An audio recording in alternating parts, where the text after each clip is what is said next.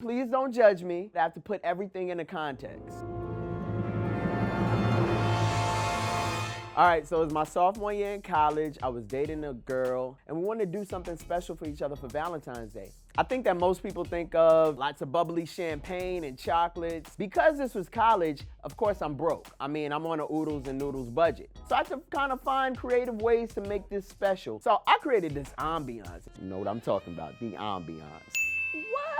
My friend and next door neighbor had a whole bunch of roses that he put on his bed, and he was doing it for his girl, and I said, just give me 3. 3 rose petals, boom, boom, boom, on my pillow. It's not about the quantity, it's the quality, fellas. I had chocolate syrup because I knew I was gonna get a little bit freaky. I had this cheap bottle of champagne. I made my Gonna Get You Some playlist of strong black singers, and I knew it would get her there. I didn't have enough money for cologne at the time, so I sprayed some Glade in the air, jasmine berry if you frequent, or fresh water, I would prefer. And I just made sure I dimmed the lights just enough where she could see me do my little dance that I had planned to do for her that I didn't get a chance to. When my girlfriend at the time came over, she was wearing nothing but a trench coat and cowboy boots. And I was like, first of all, where did you get these cowboy boots from? I thought it was weird. But as she took off her trench coat, she revealed to me that she didn't have much on. It was a tube top and kind of like boy shorts, and it said Jameer's girl across from it. I'm Jameer, by the way, come on. I brought into the room, and she was really impressed by the 3 rose petals. So we're getting into it, very nice, still PG-13. I had some oil, and I was rubbing it on her. So I'm doing my thing, I hear a knock at the door, boom, boom, boom. And I'm thinking, all right, well, I hope somebody has a knife wound because you're interrupting my flow. So I open the door, and I see my friend Bleep, but right behind her, leans over, and it's my ex-girlfriend. And she's like, do you have a lighter? The first thing that I thought of was, I don't smoke crack. And I closed the door. But you know, I don't smoke crack. I'm just letting you guys know, as my auntie Whitney said, crack is whack, crack is cheap.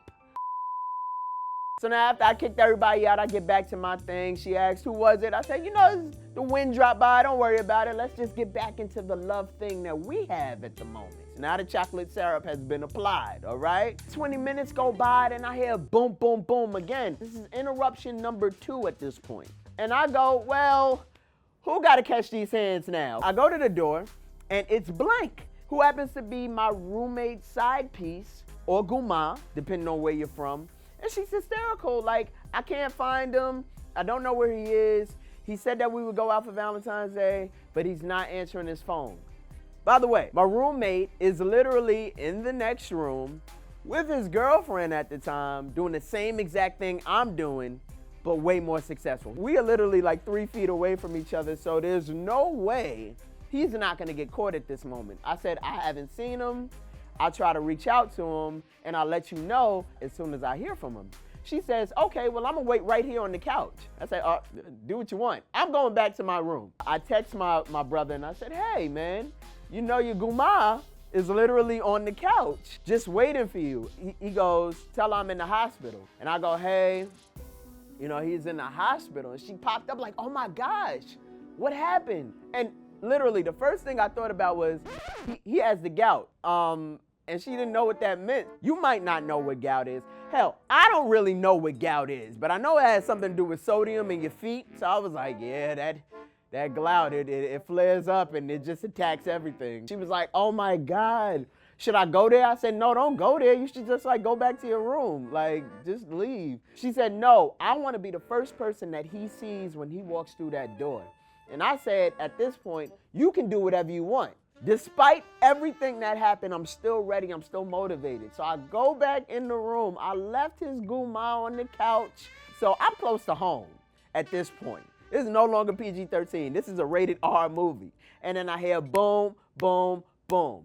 And I said, it better be Jesus coming to punk me or tell me that the rapture is coming. So I open the door and I recognize my friend. She's hysterically crying. I'm like, what happened? She's like, oh my God, my boyfriend broke up with me. I just don't know how I'm gonna make it. And she moves me out the way and runs straight to my girlfriend, who she also knows who is still covered in chocolate and naked, by the way. This is not, I promise you, not what the Playboy channel described this situation would be. I listened to this for 35 minutes, and then I say, hey, blank, all right, don't you see I'm in my boxes, you see this robe? You have to go. It's 3 o'clock in the morning at this time. She's like, I'm just gonna sit out here with blank, Guma, and we're gonna watch a movie. And I was like, do what you want. This is so weird. So after that situation, I go back in the room. My girlfriend at the time is like, I'll be honest with you. It didn't start out like this, but this has been the best Valentine's Day that I ever had. I looked at her a little weird. Maybe that's why we broke up, but I looked at her a little weird. I said, I don't think that, okay, if you had a good time, I had a good time. I looked at her and I was like, I hope you don't want me to perform because it's not gonna go down tonight. And she said, I know, gave me a pat on the shoulder. And then we cuddled up and we watched Married with Children reruns at 3 o'clock in the morning. Needless to say, that was the most memorable Valentine's Day experience that I've ever had. So if you're planning Valentine's Day, make sure that there's a strong, sturdy lock on your door, a padlock if you can, a whole bunch of locks. And if you hear some knocking, don't answer it. It's okay. Now, if you happen to have a Valentine's Day story as crazy as mine, leave them in the comments right now.